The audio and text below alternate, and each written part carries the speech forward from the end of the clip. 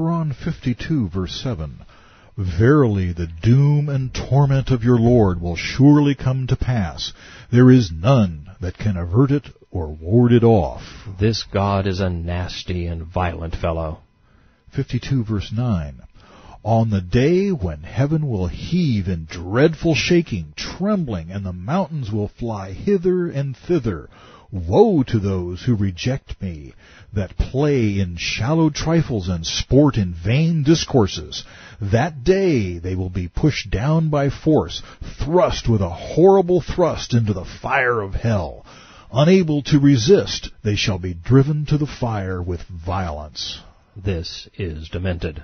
Quran 52, verse 14. This, it will be said, is the fire which you used to deny. Is this a magic fake? Burn therein. Endure the heat. Taste it. It's the same whether you bear it patiently or not. This is my retaliation for what you did. This, too, is blatantly demonic. Those who are willing to trust a spirit that is carnal shall be rewarded in like fashion. That is, if he's not the devil. Quran 52, verse 17. Verily, the muttaqun, those who fear, will be in gardens of delight, enjoying the bliss which their Lord has provided, and their Lord saved them from the torment of the blazing fire. Eat and drink with glee because of what you used to do. Damning, robbing, enslaving, and murdering people for me. They will recline with ease on throne couches of dignity, arranged in ranks, and we shall join them to beautiful Hur, the female maidens, with big lustrous eyes. The fact that heaven and hell are consistently depicted in Muhammad's parochial image is a sign that his passions inspired this part of the Quran, not God's. Quran 52, verse 21. Those who believe and whose families follow them in faith, to them we shall join their offspring.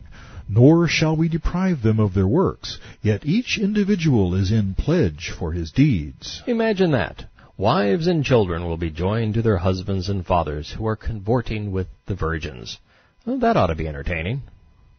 And we shall provide fruit and meat, anything they desire.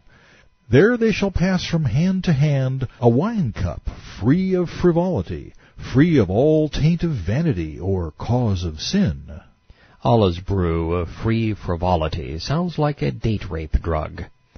This less than heavenly picture continues with these perverse strokes. Quran 52, verse 24. Round about them will serve, devoted to them, young boy servants of their own, handsome as well-guarded pearls. In previous verses, Allah used the well-guarded pearl reference to designate virgins, maidens, whose virtue was hidden or protected in closed shells. Now, in reference to handsome and devoted boy servants, it sounds like homosexuality. They will advance to each other, drawing near, engaging in mutual equerry.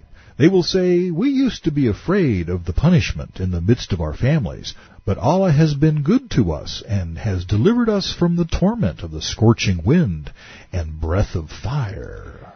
Could Allah be saying that they previously suppressed their homosexual urges for fear of their family's wrath, but now they are out of the closet? Quran 52, verse 28. We used to invoke him before. Truly, he the benign, the merciful. A benign and merciful tormentor. Now there's a thought. I can only wonder how Muslims justify the obvious contradiction between their God's definition and his behavior. Therefore, remind, by the grace of your Lord you are no vulgar soothsayer, nor are you a possessed madman. Another translation reads, Therefore warn, men, Muhammad, by the grace of Allah you are neither a soothsayer nor a madman. Either way, it's evidence that neither Muhammad nor the Meccans were convinced.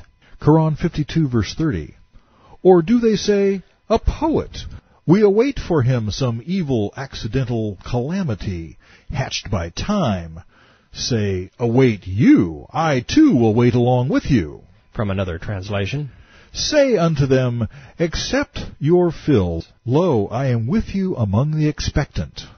with the words that the Islamic scholar arbitrarily added to the text to make the message seem rational removed, the verse actually reads, Say, accept, lo, I am with you among the expectant.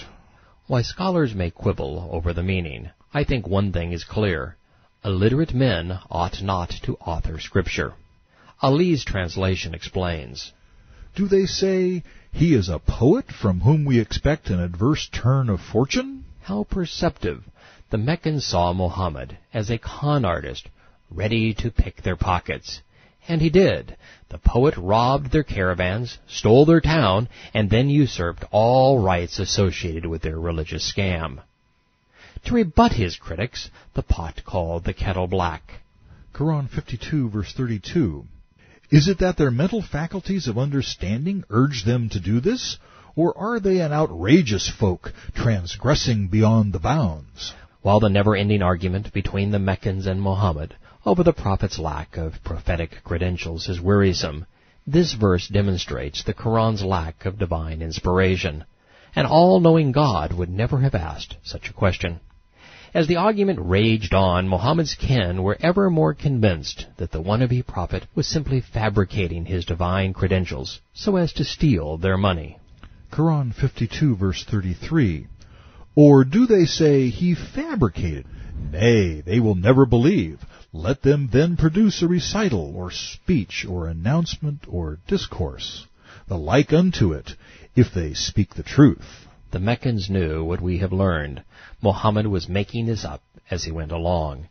And the best the prophet could do was say, Prove I'm lying by producing a recital as good as this.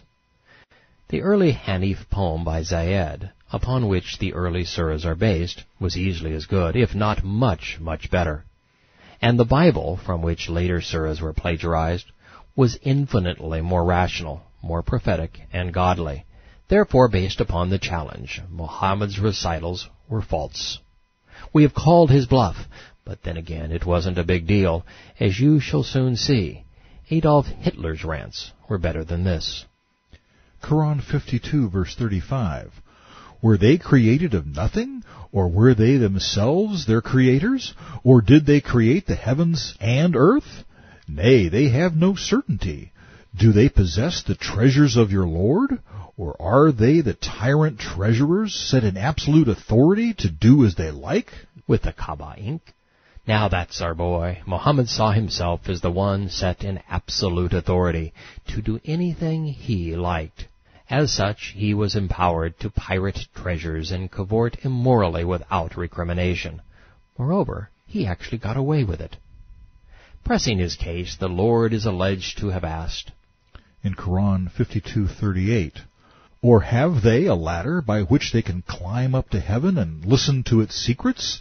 Then let such a listener of theirs produce a warning, manifesting proof. According to Muhammad, Adam bumped his head on heaven, so the Islamic heaven isn't very high. A ladder would have been sufficient. Moreover, since Mecca was devoid of wood and carpenters, just building a ladder would have been a bigger miracle than Muhammad or his dark spirit ever mustered. Quran 52:39. Or has he, Allah, only daughters, and you have sons? The prophet ought to have stopped when he was down and left us in doubt.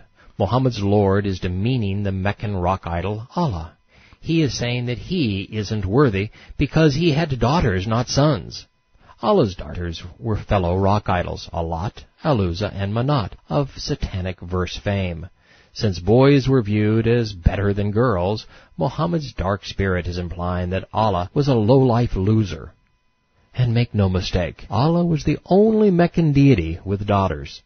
This exact same verse was repeated later in the Quran as a way of digging Muhammad out of his devilish dilemma when he confessed to mistaking Satan for Allah. Quran 52:40. Or is it that you demand a reward or fee from them for preaching Islam, so that they are burdened with expense and a load of debt? or that the ghaib, the unseen, is in their hands, and that they have it written down? Or do they intend to plot against you, staging a deception? But those who defy and seek to ensnare the messenger are themselves being plotted against, and will be tricked.